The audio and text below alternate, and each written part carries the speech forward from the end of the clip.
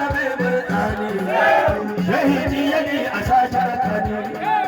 wasu zamani a sashar kudade jamu da zuwa shaduka da rauni jikan annabi ubar raba kyauta bayan gaisuwa wurin makusanta bacocin da na yi na karanta Allah haskaka ta har an gabata inda kuskure ciki da fata dukkan ayyuka da shi da yawaita sarki na bana amsar roƙona yan saboda gata yau bana ake annabi na kake hala hala hala hala hala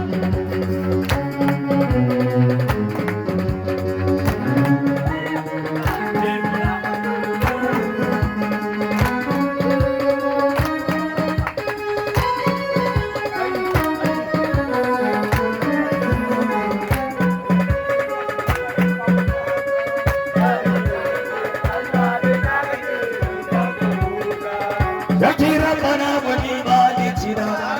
bai safiya da reshi da rana bacoci na so da ni wa ma'aikina gyara mun shiri ka haskaka girgina inda bai cikin da nausin cancanta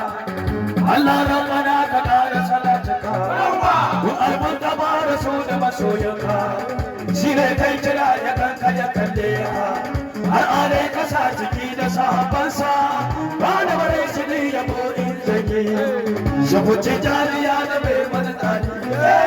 shahidi yali a sake rakani lokacin zamani a sake kudade jamu da zuwa shaduka da rauni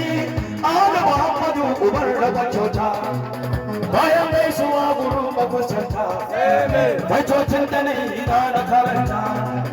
Allah saka ta har aka mata yadda kuskure ciki gafarta mu dukkan ayyuka da shi na yawaita na ƙare gudu ban ga masoyi ba na shiga halaka ban ga maceci ba kowa zan tuna sai in ga bai kai ba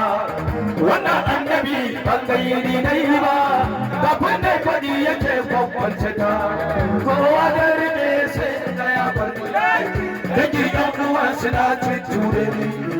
sulhi duniya suna tsorata ni sannan zuciya tana sassarke ni burin da take wani sun wuta ga zafi na zaka na yi mantara wanda sahibi abokin gishira kullum yan uwan suna yi mantara ga cuta ta tsaka ta yi mantanta ga kuma yan uwan suna wata gaba baba na gani da shi mun yorata duk duniya mace ina yaran ta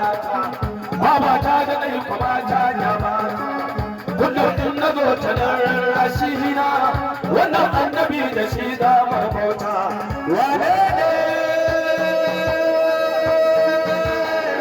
wane ne irin ka annabi maulana